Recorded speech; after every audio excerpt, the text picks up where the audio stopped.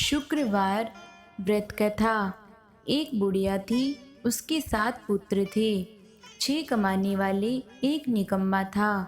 बुढ़िया माँ 6 पुत्रों की रसोई बनाती, भोजन कराती, जो बचता सो 7वें को दे देती थी। परंतु वह बड़ा भोला था, मन में कुछ विचार न करता था। एक दिन अपनी बहू से बोला, देखो मेरी माता का मुझ पर कितना प्यार है। वह बोली, क्यों नहीं, सबका जूठा बचा हुआ तुमको खिलाती है। वह बोला, ऐसा भी कहीं हो सकता है? मैं जब तक अपनी आंखों से न देखूं, मान नहीं सकता। बहू ने कहा, देख लोगे तब तो मानोगे। कुछ दिन बाद बड़ा त्योहार आया। घर में 7 प्रकार के भोजन और चूरमा के लड्डू बने। वह जांचने को सिर दर्द का बहाना कर पतला कपड़ा सिर पर ओढ़कर रसोई में सो गया और कपड़े में से सब देखता रहा। 6 भाई भोजन करने आए। उसने देखा माँ ने उनके लिए सुंदर सुंदर आसन बिछाए हैं, 7 प्रकार की रसोई परोसी है। वह आग्रह करके उन्हें जिमाती है। वह देखता रहा। 6 भाई भोजन करके उठे। तब झूठी थालियों में से लड्डुओं के टुकड़े उठाकर एक लड्डू बनाया। झूठन साफ कर माँ ने उसे पुकारा, उठ बेटा। 6 भाई भोजन कर गए, अब तेरी बारी है। उठ ने, कब उठेगा, कब खाएगा? वह कहने लगा, माँ मुझे भोजन नहीं करना, मैं प्रदेश जा रहा हूँ। माता ने कहा, कल जाता हो तो आज चला जा। वह बोला, हाँ हाँ आज ही जा रहा हूँ। यह कहकर वह घर से निकल गया। चलते समय बहू की याद आई। वह गौशाला में कंडे थाप रही थी। जाकर बोला, हम जावे परदेश को आवेंगे कुछ काल, तुम रहियो संतोष से धर्म आपनु पाल। वह बोली, जाओ पिया आनंद से हमारो सोच हटाए, राम भरोसे हम रहे ईश्वर तुम्हें सहाय। देवो निशानी आपनी देख धरू मन धीर, सुधी हमारी ने बिसारियो रखियो मन गंभीर। वह बोला, मेरे पास तो कुछ नहीं, यह अंगूठी है, सो ले लो और अपनी निशानी मुझे दे दो। वह बोली, मेरे पास क्या है, यह गोबर भरा हाथ है। यह कह उसकी पीठ में गोबर के हाथ की थाप मार देती है। वह चल दिया। चलते चलते दूर देश में पहुंचा। वहाँ एक साहूकार की दुकान थी। वहीं जाकर कहने लगा, भाई मुझे नौकरी पर रख लो। साहूकार को जरूरत भी थी। बोला, रह जा। लड़के ने पूछा, तनख्वाह क्या दोगे? साहूकार ने कहा, काम देखकर दाम मिलेंगे। साहूकार की नौकरी मिली। वह सवेरे 7 बजे से रात तक नौकरी करने लगा। कुछ दिनों में साहूकार का सारा लेन देन का हिसाब, ग्राहकों को माल बेचना, सारा काम करने लगा। साहूकार के 7-8 नौकर थे, सब चक्कर खाने लगे। यह तो बहुत होशियार बन गया। सेठ ने भी काम देखा और 3 महीने में उसे आधे मुनाफे का साझीदार बना लिया और 12 वर्ष में नामी सेठ बन गया और मालिक सारा कारोबार उसके ऊपर छोड़कर बाहर चला गया। अब बहू पर क्या बीती सुनो। सास ससुर उसे दुख देने लगे। सारी गृहस्थी का काम करा के उसे लकड़ी लेने जंगल में भेजते और घर की रोटियों के आटे से जो भूसी निकलती उसकी रोटी बनाकर रख दी जाती और फूटी नारियल की नरेली में पानी। इस तरह दिन बीतते रहे। एक दिन वह लकड़ी लेने जा रही थी कि रास्ते में बहुत सी स्त्रियां संतोषी माता का व्रत करती दिखाई दी। वह वहां खड़ी हो कथा सुन बोली, बहनों तुम किस देवता का व्रत करती हो और इसके करने से क्या फल होता है, इस व्रत के करने की क्या विधि है। यदि तुम अपने इस व्रत का विधान मुझे समझाकर कहोगी तो मैं तुम्हारा बड़ा एहसान मानूंगी।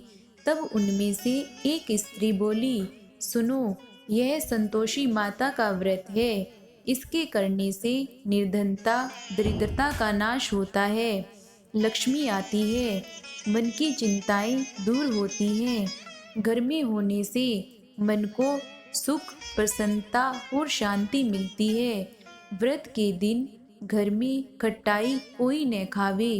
यह सुनकर बहू जल्दी रास्ते में लकड़ी के बोझ को बेच दिया और उन पैसों से गुड़ चना ले माता के व्रत की तैयारी कर आगे चली और सामने मंदिर देख पूछने लगी, यह मंदिर किसका है। सब बच्चे कहने लगे, संतोषी माता का मंदिर है। यह सुन माता के मंदिर में जा माता के चरणों में लौटने लगी। दीन हो विनती करने लगी, माँ, मैं निपट मूर्ख हूँ, व्रत के नियम कुछ जानती नहीं, मैं बहुत दुखी हूँ।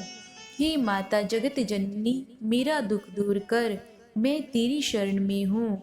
माता को दया आई। एक शुक्रवार बीता कि दूसरे शुक्रवार को ही इसके पति का पत्र आया और तीसरे को उसका भेजा पैसा भी आ पहुंचा। यह देख जेठानी मुंह सिकोड़ने लगी, इतने दिनों में इतना पैसा आया, इसमें क्या बड़ाई है। लड़के ताना देने लगे कि काफी पत्र आने लगे, रुपया आने लगा, अब तो काकी की खातिर बढ़ेगी, अब तो काकी बुलाने से भी नहीं बोलेगी। बेचारी सरलता से कहती है, भैया पत्र आवे रुपया आवे तो हम सब के लिए अच्छा है। ऐसा कहकर आंखों में आंसू भरकर संतोषी माता के मंदिर में आ मातेश्वरी के चरणों में गिरकर रोने लगी। माँ, मैंने तुमसे पैसा नहीं मांगा, मुझे पैसे से क्या काम है, मुझे तो अपने सुहाग से काम है। मैं तो अपने स्वामी के दर्शन और सेवा मांगती हूँ। तब माता ने प्रसन्न होकर कहा, जा बेटी, तेरा स्वामी आएगा। यह सुन खुशी से बावली हो घर जा काम काज करने लगी। अब संतोषी माँ विचार करने लगी, इस भोली पुत्री से मैंने कह तो दिया तेरा पति आएगा, पर आएगा कहाँ से, वह तो इसे स्वप्न में भी याद नहीं करता, उसे याद दिलाने के लिए मुझे जाना पड़ेगा। इस तरह माता स्वप्न में जा प्रकट हो कहने लगी, साहूकार के बेटे सोता है या जागता है। वह बोला, माता सोता भी नहीं हूँ, जागता भी नहीं हूँ, बीच में ही हूँ, कहो क्या आज्ञा है। माँ कहने लगी, तेरा घर बार कुछ है या नहीं। वह बोला, मेरा सब कुछ है, माँ बाप भाई बहन व बहू, क्या कमी है। माँ बोली, भोले पुत्र, तेरी स्त्री घोर कष्ट उठा रही है, तेरे माँ बाप उसे दुख दे रहे हैं, वह तेरे लिए तरस रही है, तू उसकी सुधि ले। वह बोला, माता यह तो मुझे मालूम है, परंतु जाऊं कैसे, प्रदेश की बात है, लेन देन का कोई हिसाब नहीं, जाने का कोई रास्ता नजर नहीं आता, कैसे चला जाऊं। माँ कहने लगी, मेरी बात मान, सवेरे नहा धोकर माता का नाम ले, घी का दीपक जला, दंडवत कर दुकान पर जा बैठना, देखते ही देखते तेरा दिन चुक जाएगा, माल बिक जाएगा, सांझ होते होते धन का ढेर लग जाएगा। तब सवेरे बहुत जल्दी उठ उसने लोगों से अपनी स्वप्न की बात कही तो वे सब उसकी बात अनसुनी कर दिल लगी उड़ाने लगे, कहीं सपने भी सच होते हैं। एक बूढ़ा बोला, देख भाई, मेरी बात मान, इस तरह सांच झूठ करने के बदले देवता ने जैसा कहा है वैसा ही करना, तेरा इसमें क्या जाता है। अब बूढ़े की बात मान वह नहा धोकर संतोषी माता को दंडवत कर घी का दीपक जला दुकान पर जा बैठा। थोड़ी देर में क्या देखता है कि देने वाले रुपया लाए, लेने वाले हिसाब लेने लगे। कोठे में भरे सामानों के खरीदार नगद दाम में सौदा करने लगे। शाम तक धन का ढेर लग गया। माता का यह चमत्कार देख खुश हो मन में माता का नाम ले घर जाने के वास्ते गहना कपड़ा खरीदने लगा और वहाँ के काम से निपटकर तुरंत रवाना हुआ। वहाँ बहू बेचारी जंगल में लकड़ी लेने जाती है। लौटते वक्त माता जी के मंदिर में विश्राम करती है। वह तो उसका रोज रुकने का स्थान ठहरा। दूर से धूल उड़ती देखकर वह माता से पूछती है, हे माता, यह धूल कैसी उड़ रही है? माँ कहती है, हे पुत्री, तेरा पति आ रहा है। अब तू ऐसा कर, लकड़ियों के 3 बोझ बना ला। एक नदी के किनारे रख, दूसरा मेरे मंदिर पर और तीसरा अपने सिर पर रख। तेरे पति को लकड़ी का गट्टा देख मोह पैदा होगा। वह वहाँ रुकेगा, नाश्ता पानी बना खा पी कर माँ से मिलने जाएगा। तब तू लकड़ी का बोझा उठाकर जाना और बीच चौक में गट्ठा डालकर 3 आवाजें लगाना, लो सासू जी, लकड़ियों का गट्ठा लो, भूसे की रोटी दो और नारियल के खोपड़े में पानी दो। आज मेहमान कौन आया है? माँ की बात सुन, बहुत अच्छा माता कहकर प्रसन्न हो लकड़ियों के 3 गट्ठे ले आई। एक नदी के तट पर एक माता के मंदिर पर रखा। इतने में ही मुसाफिर आ पहुंचा। सूखी लकड़ी देख उसके पति की इच्छा हुई कि यही निवास करे और भोजन बना खा पी कर गाँव जाए। इस प्रकार भोजन बना विश्राम करके वह गाँव को गया। जब वह सबसे प्रेम से मिल रहा था, उसी समय बहू सिर पर लकड़ी का गट्ठा लिए आती है। लकड़ी का भारी बोझ आंगन में घेर जोर से 3 आवाज देती है, लो सासू जी, लकड़ी का गट्टा लो, भूसे की रोटी दो, नारियल के खोपड़े में पानी दो। आज कौन मेहमान आया है? यह सुनकर उसकी सास अपने दिए हुए कष्टों को भुलाने हेतु कहती है, बहू ऐसा क्यों कहती है? तेरा मालिक ही तो आया है। आ बैठ, मीठा बात खा, भोजन कर, कपड़े गहने पहन। इतने में आवाज सुन उसका स्वामी बाहर आता है और अंगूठी देख व्याकुल हो माँ से पूछता है, माँ यह कौन है? माँ कहती है, बेटा यह तेरी बहू है। आज 12 वर्ष हो गए जब से तू गया है, तब से सारे गांव में जानवर की तरह भटकती रहती है। काम काज घर का कुछ नहीं करती है। 4 समय आकर खा जाती है। अब तुझे देखकर भूसे की रोटी और नारियल के खोपड़े में पानी मांगती है। वह लज्जित हो बोला, ठीक है माँ, मैंने इसे भी देखा है और तुम्हें भी देखा है। अब मुझे दूसरे घर की ताली दे तो उसमें रहूं। तब माँ बोली, ठीक है बेटा, जैसी तेरी मर्जी, कहकर ताली का गुच्छा पटक दिया। उसने ताली ले दूसरे कमरे में जो तीसरी मंजिल के ऊपर था खोलकर सारा सामान जमाया। एक दिन में ही वहां राजा के महल जैसा ठाट बाट बन गया। अब क्या था, वे दोनों सुखपूर्वक रहने लगे। इतने में अगला शुक्रवार आया। बहू ने अपने पति से कहा कि मुझको माँ का उद्यापन करना है। पति बोला, बहुत अच्छा, खुशी से करो। वह तुरंत ही उद्यापन की तैयारी करने लगी। जेठ के लड़कों को भोजन के लिए कहने गई।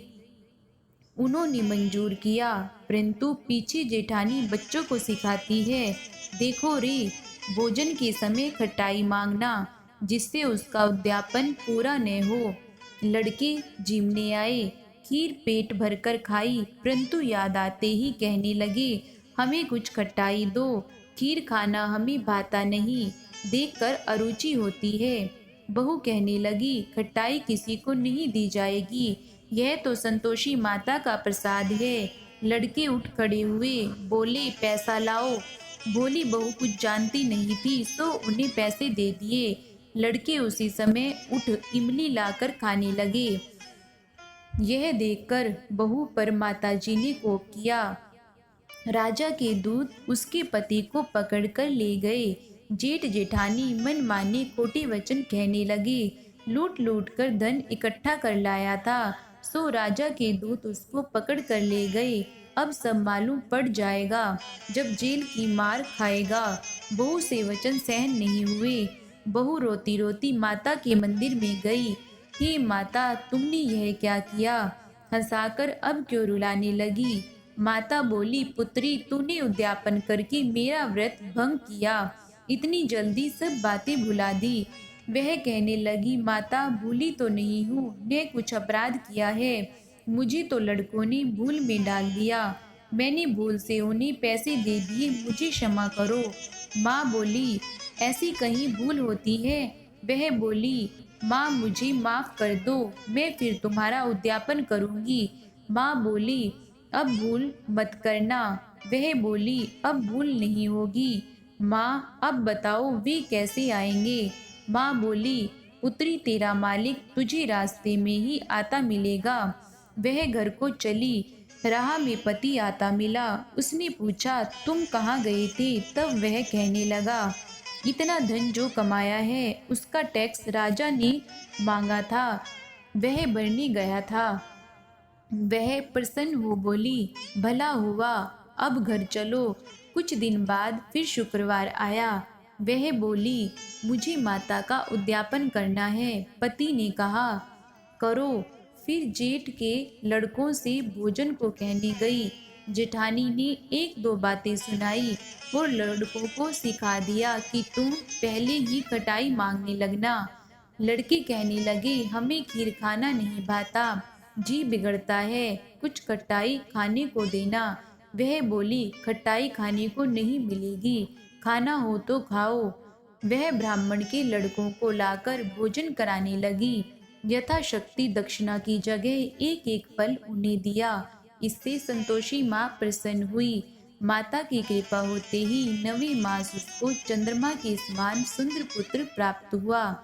पुत्र को लेकर प्रतिदिन माता जी के मंदिर जाने लगी। माँ ने सोचा कि वह रोज आती है, क्यों न मैं इसके घर चलूं, इसका आसरा देखूं तो सही।